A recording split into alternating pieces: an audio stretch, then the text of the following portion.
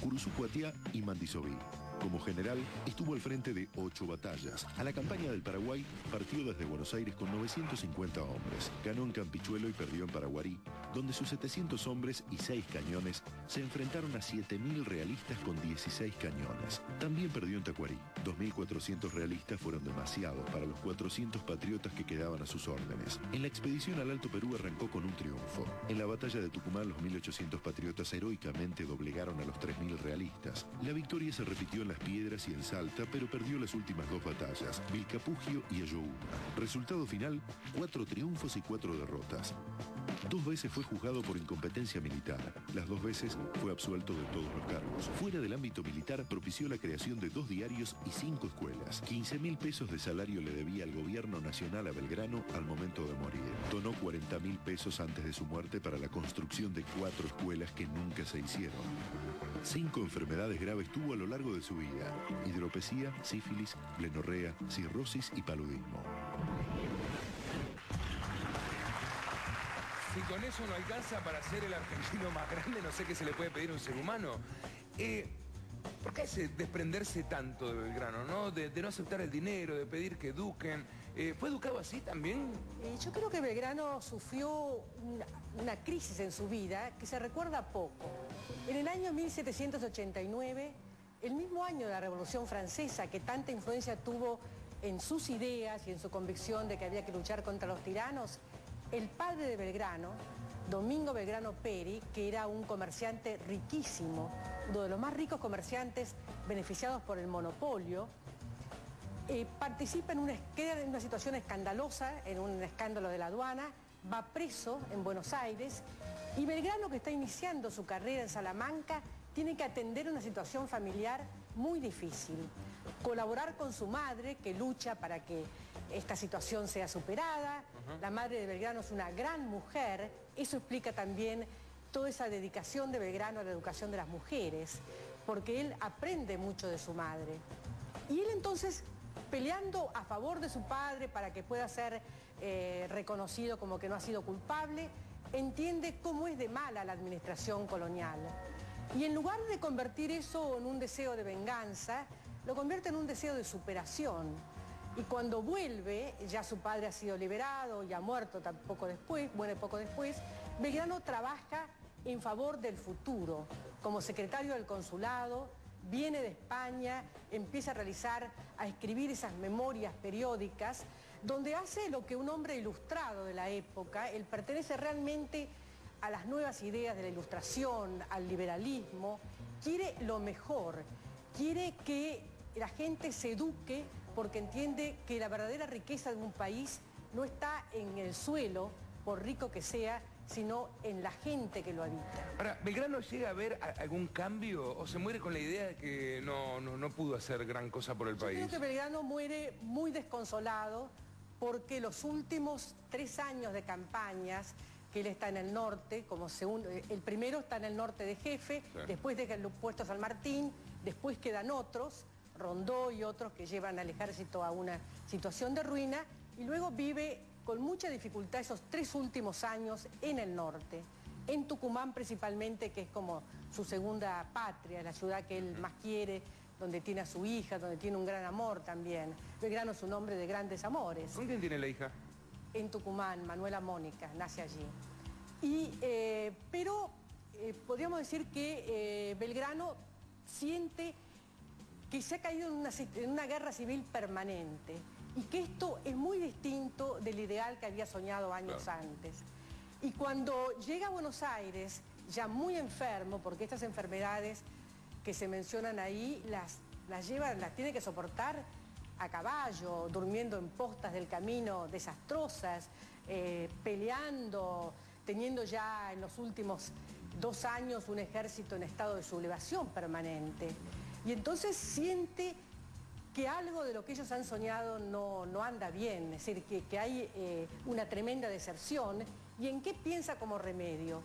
En dar instrucción a los soldados, en tratar siempre de mejorar educar, esto. educar. Nunca deja esto ni en ese momento de tanta angustia. Cuando vuelve a Buenos Aires es el momento de la anarquía, el año 20, que conocemos como el año de la anarquía.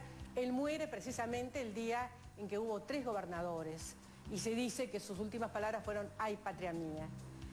¿Por qué esa vocación de entrega de todo? Yo creo que para compensar aquella etapa triste de su padre, ¿no es cierto? Su padre había sido un comerciante habilidoso, pero también muy codicioso. Él quiere ser algo distinto, él quiere entregar todo. Y lo que le preocupa es pagar las deudas, le paga con un coche, con el reloj al médico. En fin, es un hombre... Se lo podrían devolver el reloj si no está bien, ¿no? Lo podrían devolver. Yo creo que también tiene algo de simbólico el reciente robo del reloj. Es decir, como que esa figura tan grande que nos dejó esto, y eso desaparece en medio de un país que está muy corrupto como el nuestro. De un país que tampoco cuida de ese reloj, ¿no? Que no hizo nada por cuidar de ese reloj.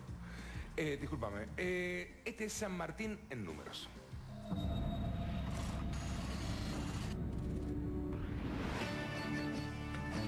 Cinco años tenía cuando se fue a España, 11 años cuando ingresó como cadete en el ejército español y 34 años tenía cuando regresó a su patria. En su tierra natal, en total pasó 10 años. 35 años tenía cuando se casó con Remedios de Escalada. Emigró a España a los 5 años, regresó en 1812 y en 1817 se fue para liberar Chile y Perú. Luego se marchó a Europa y nunca más volvió a pisar suelo argentino. 25 días duró el cruce de los Andes. Hoy en avión se tarda apenas media hora, en ómnibus 8 horas y en auto apenas 6. Desde Mendoza partieron 3 generales, 28 jefes, 207 oficiales, 15 empleados civiles, 3.778 soldados combatientes y 1.392 auxiliares. San Martín liberó 4.809.060 kilómetros cuadrados, prácticamente el doble del territorio nacional argentino. 72 años tenía cuando murió, 27 años tardó el gobierno nacional en traer su cuerpo a la Argentina.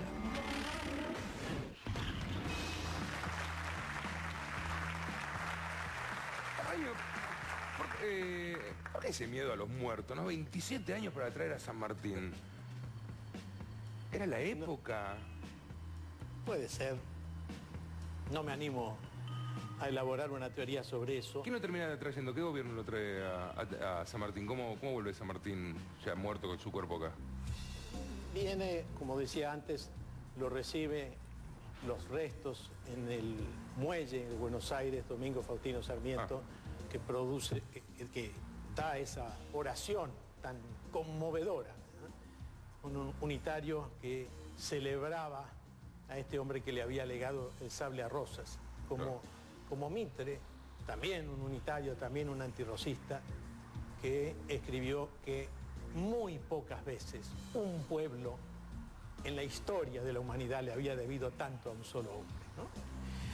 Ahora, en cuanto a las cifras, sí, claro, se dice fácil todo eso, ¿no? Claro. Es rápido, pero hacer eso, por eso, esto que preguntabas, cuando uno va a Francia, cuando va a una otra parte, ¿por qué San Martín ha adquirido esa dimensión? Bueno, por la magnitud de su obra. Y yo quiero señalar algo, se plantea como que, bueno, no es la obra interna, sino que es una obra continental, externa. Me parece que es una división inadecuada. Yo que no comparto la idea de Martín Coan de que Belgrano es un héroe de cabotaje, creo que no se puede dividir la cosa en cabotaje o internacional. San Martín, cuando va a tomar Lima, es porque comprende que ahí está el centro del poder virreinal. Claro. Si no cae Lima, los realistas llegan al Río de la Plata, se termina todo. Entonces allí él va, primero los derrota en Chile, después va a Perú y deja en la frontera norte a Güemes, que hablando de estadísticas, y yo celebro que Güemes haya estado entre los 10 más votados en el gen argentino, porque es una figura excepcional, poco reconocida tal vez popularmente, salvo en el noroeste argentino, porque Güemes detiene 7 invasiones realistas, dirigidas por los más experimentados militares. Algunos de ellos fueron virreyes que tuvieron los realistas en el Perú. 7, fue una barrera de contención. Güemes allí, San Martín por el mar, lograron que se crearan las condiciones para que después subiera una Argentina. Y fíjate una cosa muy interesante, una vez que eso se consolida, la Argentina ya está cristalizada. Después vendrán discusiones, unitarios, federales, guerra civil, pero no se va a discutir si tiene que haber o no una Argentina. Lo que se va a discutir es quién la gobierna, pero el país ya estaba formado. Y estaba formado porque había caído Perú. Esto es un poco de ciencia ficción, pero ¿qué hubiese sido de Argentina sin Belgrano?